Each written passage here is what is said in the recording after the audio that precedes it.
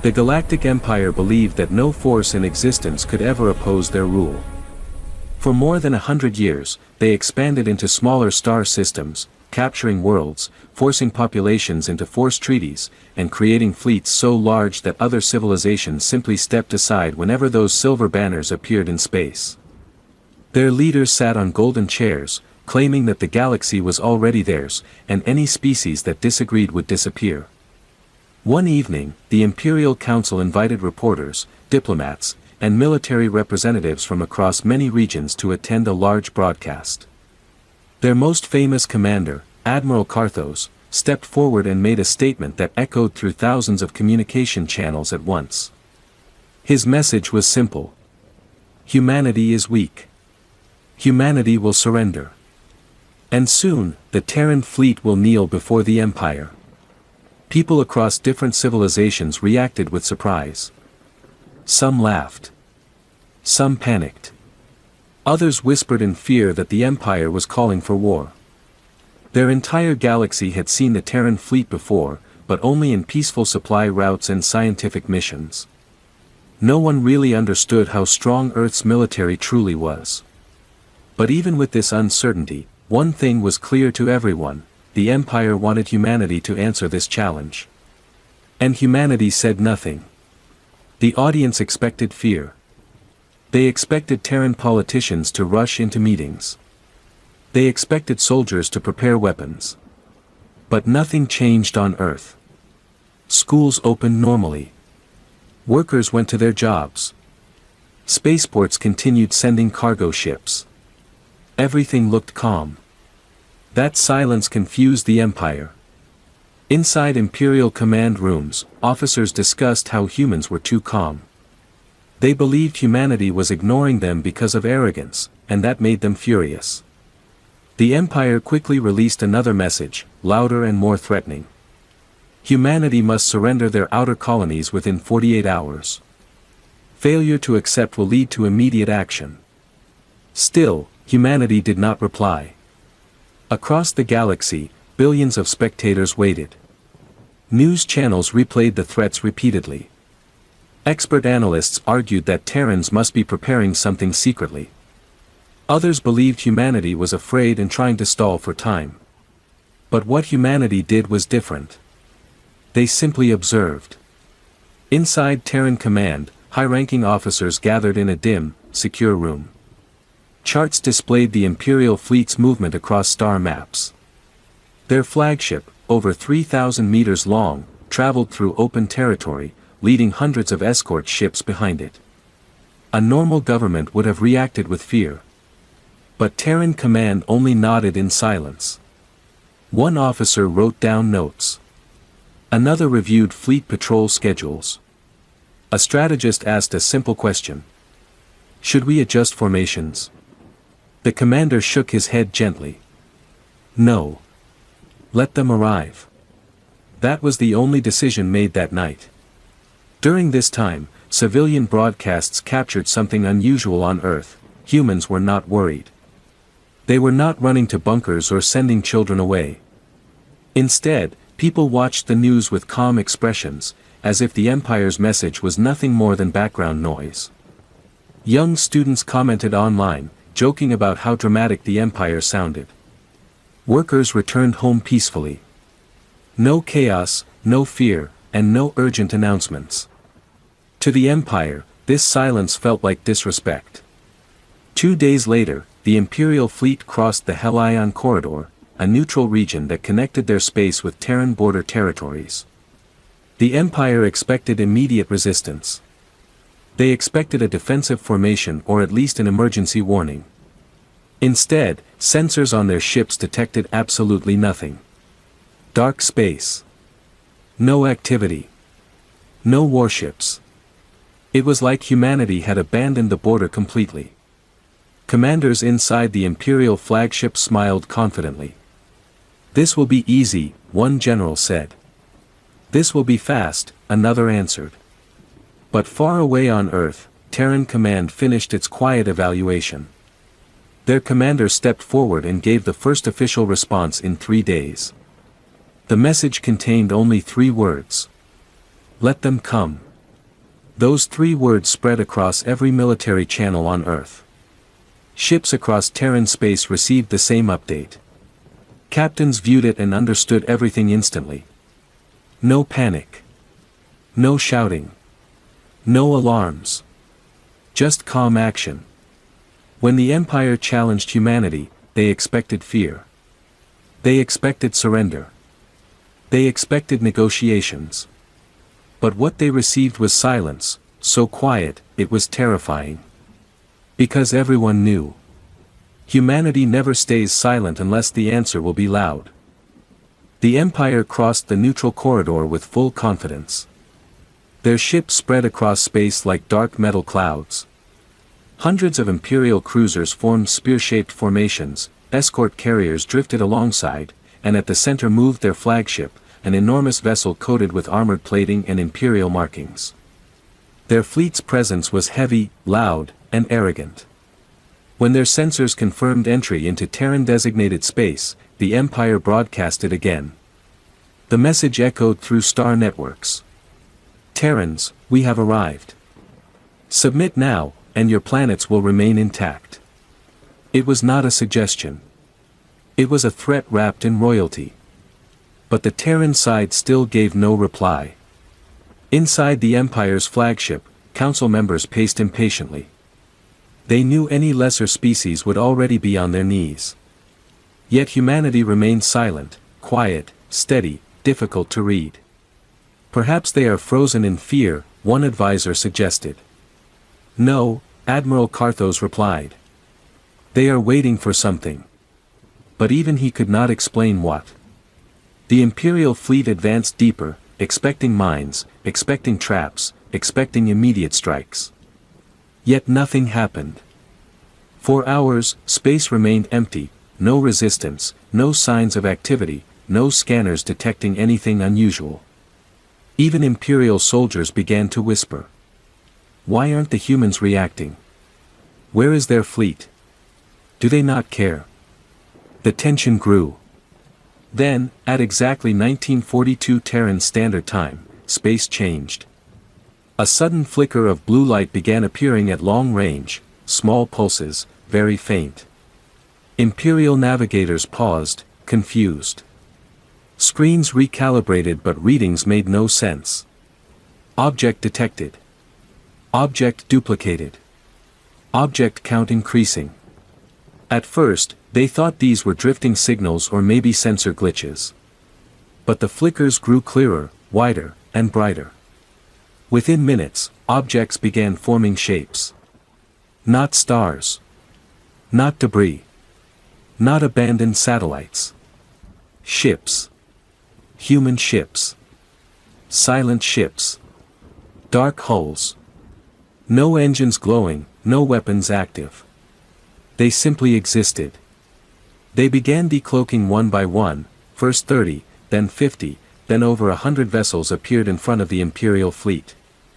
No transmission was sent from them. No battle formations were taken. No weapons pointed forward. They just existed, calmly. The Empire froze. Those are Terran warships, one analyst whispered. But, how long have they been there? Nobody could answer. They were not traveling in from behind, not jumping from hyperspace. They were already there, waiting. The Imperial Council demanded immediate scanning results. But the readings were strange. Every Terran ship showed shield levels above measurable ranges. Their armor signatures were dense, heavier than any known metal composites. Their reactors burned clean blue light without visible emission leaks. And strangest of all, none of them had standard signal beacons. They were there, and yet invisible. Carthos hesitated. This is not possible. Our scanners are the best in the galaxy. But it was happening.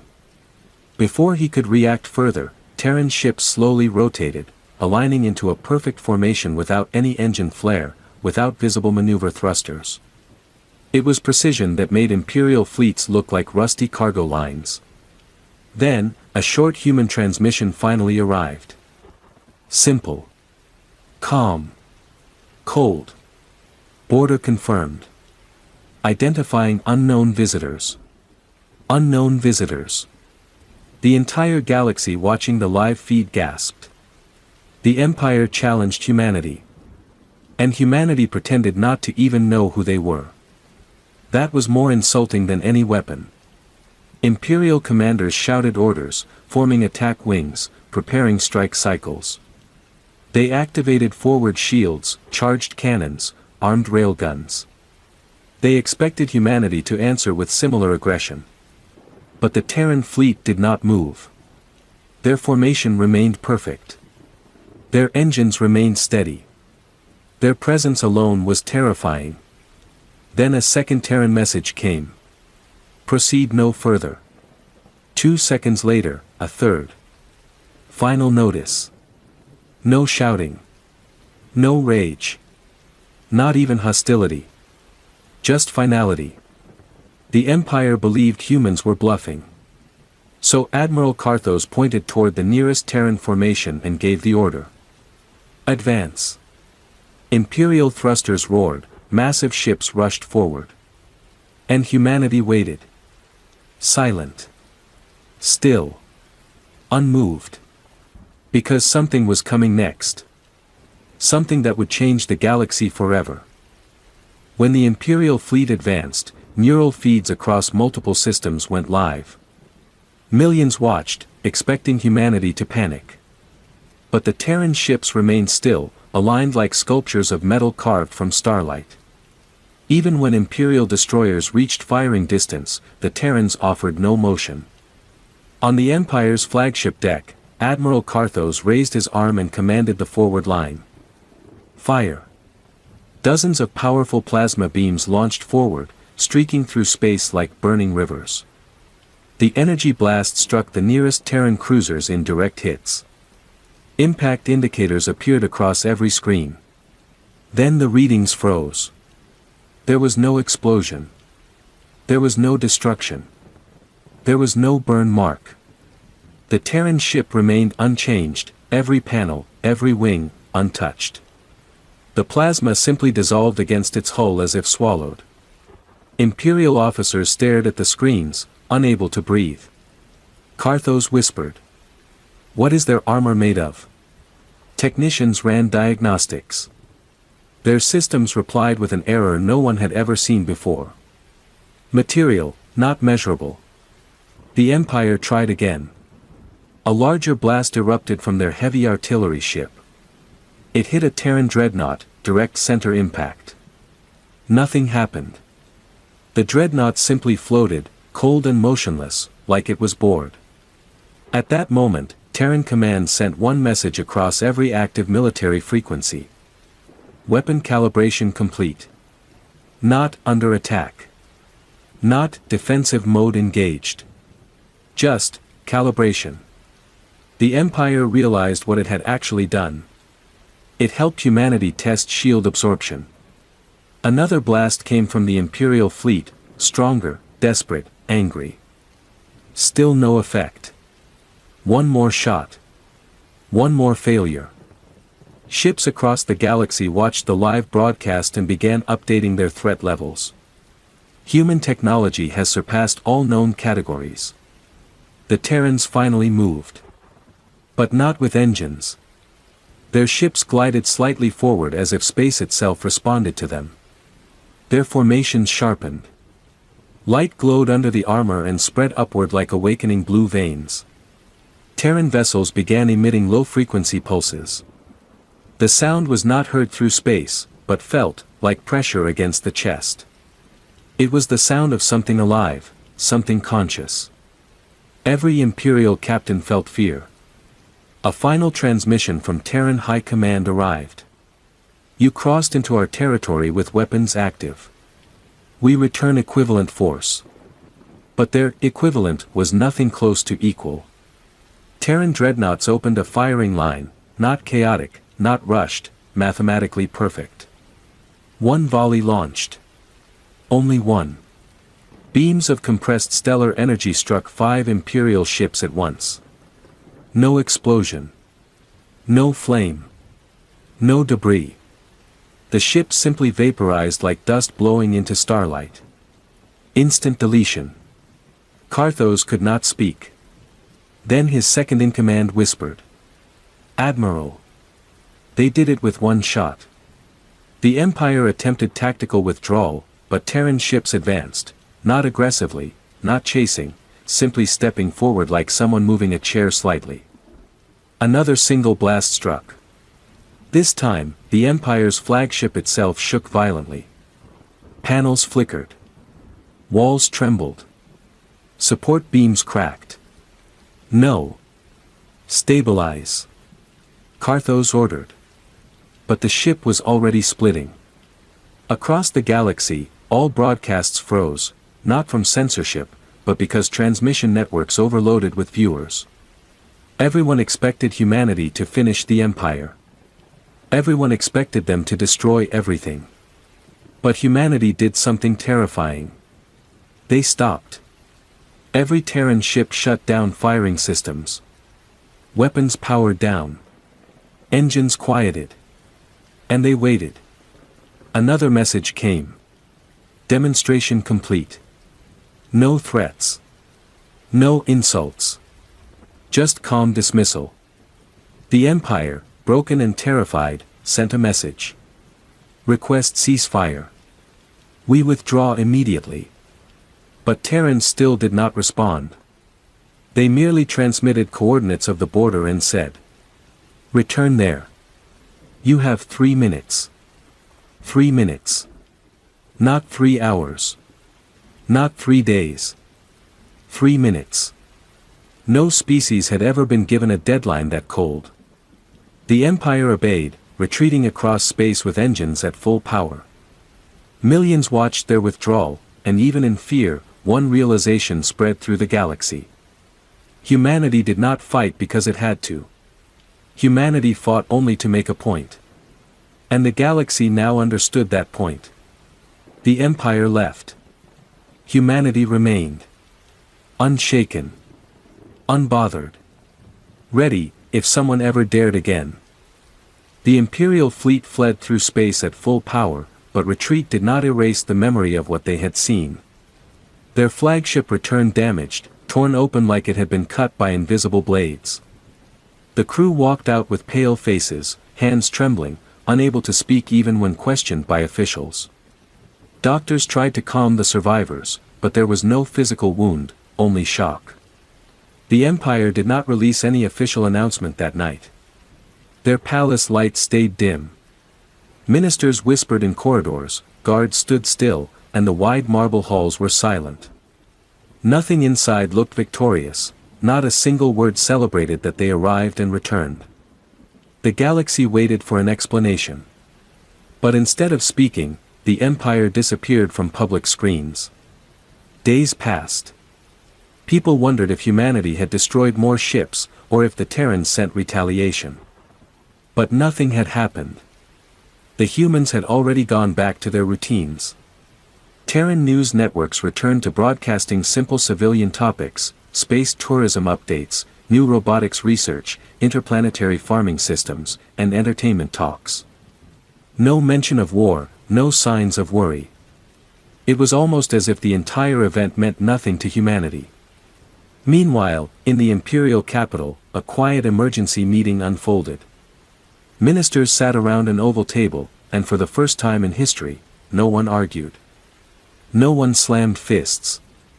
No one tried to prove superiority. The emperor himself said, "We thought we challenged an equal. Instead, we challenged something evolved."